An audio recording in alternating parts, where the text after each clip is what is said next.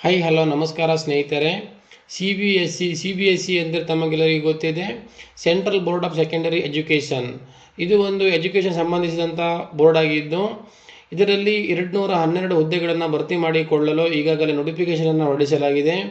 Group B ಹಾಗೆ group ಸಿಗೆ ಸಂಬಂಧಿಸಿದಂಥ 212 ವೇಕೆನ್ಸಿಗಳು ಈಗಾಗಲೇ ನೋಟಿಫಿಕೇಷನ್ ಭರ್ತಿಗೆ ಅಧಿಸೂಚನೆ ಹೊರಡಿಸಲಾಗಿದ್ದು, 31 ಜನವರಿ 2025ರಂದು ತಮಗೆ ಅರ್ಜಿಯನ್ನು ಸಲ್ಲಿಸಲಿಕ್ಕೆ ಒಂದು ಕೊನೆಯ ಅವಕಾಶ ಅಥವಾ ಕೊನೆಯ ದಿನಾಂಕವಾಗಿರುತ್ತೆ. ಈ ಹುದ್ದೆಗೆ ಅರ್ಜಿಯನ್ನು ಸಲ್ಲಿಸ ಬಯಸುವವರು ಯಾರ್ಯಾರು ಸೂಪರಿಡೆಂಟ್ ಹುದ್ದೆಗೆ ಅಥವಾ ಬಿ ಗ್ರೂಪ್ ಹುದ್ದೆಗೆ ಅರ್ಜಿಯನ್ನು ಸಲ್ಲಿಸ್ತೀರೋ ತಮಗೆ ಗ್ರ್ಯಾಜುಯೇಷನ್ ಡಿಗ್ರಿಯನ್ನು ಹೊಂದಿರಬೇಕು ಅಥವಾ ಯಾವುದೇ ರಿಕಗ್ನೈಸ್ಡ್ ಯೂನಿವರ್ಸಿಟಿಯಿಂದ ಸಂಬಂಧಿಸಿದ ಯೂನಿವರ್ಸಿಟಿಯಿಂದ ಡಿಗ್ರಿಯನ್ನು ತಾವು ಹೊಂದಿರಬೇಕು. ಹಾಗೆ ಗ್ರೂಪ್ ಸಿ ಜೂನಿಯರ್ ಅಸಿಸ್ಟೆಂಟ್ ಹುದ್ದೆಗೆ ಯಾರ್ಯಾರು ಅರ್ಜಿಯನ್ನು ಸಲ್ಲಿಸ್ತೀರಲ್ಲ ತಮಗೆ PUC ತಾವು ಕಂಪ್ಲೀಟ್ ಮಾಡಿರಬೇಕಾಗುತ್ತೆ. ಸೆಕೆಂಡ್ PUC ತಾವು ಕ್ವಾಲಿಫಿಕೇಷನ್ ತಾವು ಹೊಂದಿರಬೇಕು. ಅದೇ ರೀತಿಯಾಗಿ ಗ್ರೂಪ್ ಬಿಗೆ ಹುದ್ದೆಗೆ ಅರ್ಜಿಯನ್ನು ಸಲ್ಲಿಸುವವರು ತಮಗೆ ಮ್ಯಾಕ್ಸಿಮಮ್ ಏಜ್ 30 ಇರಬೇಕು. ಹಾಗೆ ಗ್ರೂಪ್ ಸಿಗೆ ಅರ್ಜಿಯನ್ನು ಸಲ್ಲಿಸುವವರು ಜೂನಿಯರ್ ಅಸಿಸ್ಟೆಂಟ್ ಹುದ್ದೆಗೆ ಅರ್ಜಿಯನ್ನು ಸಲ್ಲಿಸುವವರು ತಮಗೆ 27 ವರ್ಷವನ್ನು ದಾಟಿರಬಾರದು. ಅದೇ ರೀತಿಯಾಗಿ SC ST OBC ಹಾಗೆ ಎಕನಾಮಿಕ್ ವೀಕರ್ ಸೆಕ್ಷನ್ ಜನರಲ್ ಕ್ಯಾಟಗರಿಯವರಿಗೆ ಹಾಗೆ ಹ್ಯಾಂಡಿಕ್ಯಾಪ್ಡ್ ಇತರರಿಗೆ ಸಂಬಂಧಪಟ್ಟ ಹಾಗೆ ಈ ಹುದ್ದೆಗಳು ಯಾವ ರೀತಿ ವಿಂಗಡಣೆ ಆಗಿದೆ ಎನ್ನುವುದನ್ನು ಸಹ ತಾವು ಇಲ್ಲಿ ಗಮನಿಸುತ್ತಾ ಹೋಗಬಹುದಾಗಿದೆ. ಅದೇ ರೀತಿಯಾಗಿ ಸೂಪರಿಡೆಂಟ್ ಹುದ್ದೆ ಹಾಗೆ ಜೂನಿಯರ್ ಅಸಿಸ್ಟೆಂಟ್ ಹುದ್ದೆಗಳಿಗೆ ಸಂಬಂಧಪಟ್ಟ ಹಾಗೆ number of vacancy under physical ಹ್ಯಾಂಡಿಕ್ಯಾಪ್ಗಳಿಗೆ ಹಾಗೆ ಎಕನಾಮಿಕ್ ವೀಕರ್ ಸೆಕ್ಷನ್ಗಳಿಗೆ ಯಾವ ರೀತಿ ಡಿವೈಡ್ ಆಗಿದೆ ಅನ್ನೋದನ್ನು ಸಹ ತಾವು ಇಲ್ಲಿ ನೋಟಿಫಿಕೇಷನಲ್ಲಿ ಗಮನಿಸುತ್ತಾ ಹೋಗಬಹುದಾಗಿದೆ. ಅದೇ ರೀತಿ ನಾನು ಹೇಳಿದ ಹಾಗೆ ಈ ಹುದ್ದೆಗೆ ಅರ್ಜಿಯನ್ನು ಸಲ್ಲಿಸಲಿಕ್ಕೆ 31 ಜನವರಿ 2025 ಕೊನೆಯ ದಿನಾಂಕವಾಗಿರುತ್ತೆ. ಸಂಪೂರ್ಣವಾದ ಅರ್ಜಿಯನ್ನು ತಾವು ಆನ್ಲೈನ್ ಮುಖಾಂತರ ಮಾತ್ರ ಸಲ್ಲಿಸಬಹುದಾಗಿರುತ್ತೆ. ಹಾಗೆ ಆನ್ಲೈನ್ ಪೇಮೆಂಟ್ ಸಹ ಆನ್ಲೈನ್ ಮುಖಾಂತರನೇ ಎಕ್ಸಾಮಿನೇಷನ್ ಅಪ್ಲಿಕೇಶನ್ ಪೇಮೆಂಟ್ ಸಹ ಆನ್ಲೈನಲ್ಲಿ ಮಾಡಬೇಕಾಗುತ್ತೆ.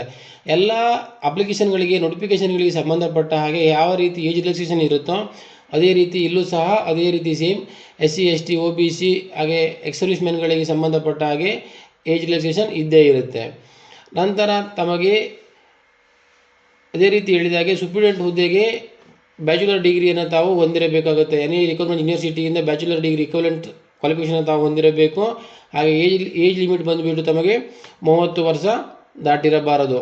ನೆಕ್ಸ್ಟು ಜೂನಿಯರ್ ಅಸಿಸ್ಟೆಂಟ್ ಹುದ್ದೆಗೆ ಯಾರು ಅರ್ಜಿಯನ್ನು ಸಲ್ಲಿಸ್ತೀರ ತಮಗೆ 18ರಿಂದ 27 ವರ್ಷಗಳು ಆಗಿರಬೇಕು. ಯಾವುದೇ ಆದರೂ ಸೆಕೆಂಡ್ ಕ್ಲಾಸ್ ಈಕ್ವಲೆಂಟ್ ಕ್ವಾಲಿಫಿಕೇಷನ್ ಹೊಂದಿರಬೇಕು ಅಥವಾ ತಾವು ಸೆಕೆಂಡ್ PUC ತಾವು ಕಂಪ್ಲೀಟ್ ಮಾಡಿರಬೇಕಾಗುತ್ತೆ.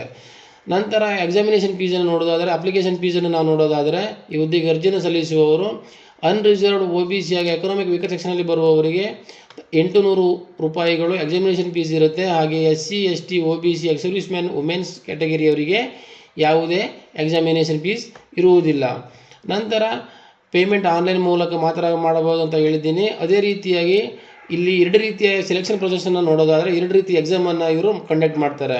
ಟೈರ್ 1 ಹಾಗೆ ಟೈರ್ 2 ಅಂತ ಹೇಳಿ 2 ಆಬ್ಜೆಕ್ಟಿವ್ ಟೈಪ್ಸ್ ಕ್ವಶನ್ ಇರುತ್ತೆ. Objective type questions OMR based exam ಇರುತ್ತೆ. ಟೈರ್ 1ನಲ್ಲಿ ತಮಗೆ ಇಲ್ಲಿ ಟೆಸ್ಟನ್ನು ಕೊಟ್ಟಿದ್ದಾರೆ. ಯಾವ್ಯಾವ ಇದು ಕರೆಂಟ್ ಅಫೇರ್ಸ್ ನಿಮಗೆ ಯಾವ ರೀತಿ ಇರುತ್ತೆ, ಜನರಲ್ ಅವೇರ್ನೆಸ್ಸು ಹಾಗೆ ಜನರಲ್ ನಿಮ್ಮ ಅಂದರೆ ಸಬ್ಜೆಕ್ಟನ್ನು ಕೊಟ್ಟಿದ್ದಾರೆ. ಎಕ್ಸಾಮಿನೇಷನ್ ಸಬ್ಜೆಕ್ಟ್ ಏನೇನು ಇರುತ್ತೆ ಯಾವುದು ಇದೆ ಅಂತ ಹೇಳಿ ತಾವು ಅದ್ರ ಪ್ರಕಾರ ಗಮನಿಸ್ಕೊಂಡು ನಾನು ಈ ನೋಟಿಫಿಕೇಷನನ್ನು ಸಂಪೂರ್ಣವಾಗಿ ಒಂದ್ಸತಿ ನಿಮ್ಗೆ ಏನು ಮಾಡ್ತೀನಿ ಅಂತಂದರೆ ಕೆಳಗೆ ನೋಡ್ತಿರೋ ಡಿಸ್ಕ್ರಿಪ್ಷನ್ ಬಾಕ್ಸಲ್ಲಿ ಕೊಟ್ಟಿರ್ತೀನಿ ನೋಟಿಫಿಕೇಷನ್ ಲಿಂಕನ್ನು. ತಾವು ಆ ಡಿಸ್ಕ್ರಿಪ್ಷನ್ ಬಾಕ್ಸಲ್ಲಿ ನೋಟಿಫಿಕೇಷನ್ ಲಿಂಕನ್ನು ಓಪನ್ ಮಾಡಿಕೊಳ್ಳೋದ್ರ ಮೂಲಕ ಇನ್ನೊಂದು ಸತಿ ತಾವು ಸವಿವರವಾಗಿ ಎಕ್ಸಾಮಿನ ಸಿಲೆಬಸ್ಗಳನ್ನು ನಾವು ನೋಡಬಹುದಾಗಿರುತ್ತೆ. ಇದು 3 ತಾಸು ಟೈರ್ 1 ತಮಗೆ 3 ತಾಸು ಎಕ್ಸಾಮ್ ಇರುತ್ತೆ. 3 ಅವರ್ಸ್ ಎಕ್ಸಾಮು. ಒಟ್ಟಾರೆಯಾಗಿ 155 ಪ್ರಶ್ನೆಗಳು 450 ಅಂಕಗಳಿಗೆ. ನಂತರ ಟೈರ್ 2ಅಲ್ಲೂ ಸಹ same objective type OMR based test ಹಾಗೆ rate and test descriptive type ಇರುತ್ತೆ. ನೀವು ಬರೆಯೋದಿರುತ್ತೆ ಹಾಗೆ ಸ್ವಲ್ಪ ಆಬ್ಜೆಕ್ಟಿವ್ ಟೈಪ್ ಕ್ವಶನ್ ಸಹ ಇರುತ್ತೆ. ಅದನ್ನು ಸಹ ಸಿಲೆಬಸ್ ನಿಮಗೆ ಕೊಟ್ಟಿದ್ದಾರೆ. ಯಾವ್ಯಾವ syllabus Indian economy, Indian geography ಹಾಗೆ ಸೈನ್ಸ್ ಆ್ಯಂಡ್ ಟೆಕ್ನಾಲಜಿಗೆ ಸಂಬಂಧಪಟ್ಟಾಗೆ ಒಟ್ಟು ಎಷ್ಟು ಯಾವ್ಯಾವ ಡಿವೈಡ್ ಮಾಡಿಬಿಟ್ಟು ಯಾವ ಸಬ್ಜೆಕ್ಟ್ ಮೇಲೆ ಎಷ್ಟೆಷ್ಟು ಅಂಕಗಳನ್ನು ಅವರು ಕೇಳ್ತಾರೆ ಅನ್ನೋದನ್ನು ಸಹ ಇಲ್ಲಿ ಕೊಟ್ಟಿದ್ದಾರೆ. ಇದು ಸಹ ಒಟ್ಟು ನಿಮಗೆ 50 ಪ್ರಶ್ನೆಗಳು, ಆಬ್ಜೆಕ್ಟಿವ್ ಟೈಪ್ಗೆ 50 ಪ್ರಶ್ನೆಗಳು 150 ಅಂಕಗಳಿಗೆ ಹಾಗೆ ಡಿಸ್ಕ್ರಿಪ್ಟಿವ್ 30 ಪ್ರಶ್ನೆಗಳು 150 ಅಂಕಗಳಿಗೆ. ಈ ರೀತಿಯಾಗಿ ಅವರು ಡಿವೈಡ್ ಮಾಡಿ ಇಲ್ಲೇ ಕೊಟ್ಟಿದ್ದಾರೆ. ಇವಿಷ್ಟು ನೋಟಿಫಿಕೇಷನ್ ಸಂಬಂಧಪಟ್ಟ ಮಾಹಿತಿಯಾಗಿದೆ. ಜೊತೆಯಲ್ಲಿ ಈ ಎಕ್ಸಾಮಿನೇಷನ್ ಸೆಂಟರ್ ಕರ್ನಾಟಕದಲ್ಲಿ ಯಾರ್ಯಾರು ಅರ್ಜಿಯನ್ನು ಸಲ್ಲಿಸಲಿಕ್ಕೆ ಇಚ್ಛಿಸ್ತೀರಾ ಕರ್ನಾಟಕದವರಿಗೆ ಎಕ್ಸಾಮಿನೇಷನ್ ಸೆಂಟರ್ ತಮಗೆ ಬೆಂಗಳೂರು ಇರುತ್ತೆ. ಹಾಗೆಯೇ ಮೀಡಿಯಮ್ ಆಫ್ ಎಕ್ಸಾಮ್, ನಿಮಗೆ question paper, medium of question paper ಅಥವಾ ಮೀಡಿಯಮ್ ಆಫ್ ಎಕ್ಸಾಮನ್ನು ನೋಡೋದಾದರೆ ಇಂಗ್ಲೀಷ್ ಅಥವಾ ಹಿಂದಿಯಲ್ಲಿ ಮಾತ್ರ ಇರುತ್ತೆ. 2 ಲ್ಯಾಂಗ್ವೇಜ್ ಬಿಟ್ಟು ರೀಜನಲ್ ಲ್ಯಾಂಗ್ವೇಜ್ಗಳು ಬೇರೆ ಯಾವುದೇ ರೀಜನಲ್ ಲ್ಯಾಂಗ್ವೇಜ್ಗಳಲ್ಲಿ ಅವೈಲೇಬಲ್ ಇರುವುದಿಲ್ಲ. ಇವಿಷ್ಟು ನೋಟಿಫಿಕೇಶನ್ ಸಂಬಂಧಪಟ್ಟ ಮಾಹಿತಿಯಾಗಿದೆ. Thank you for watching.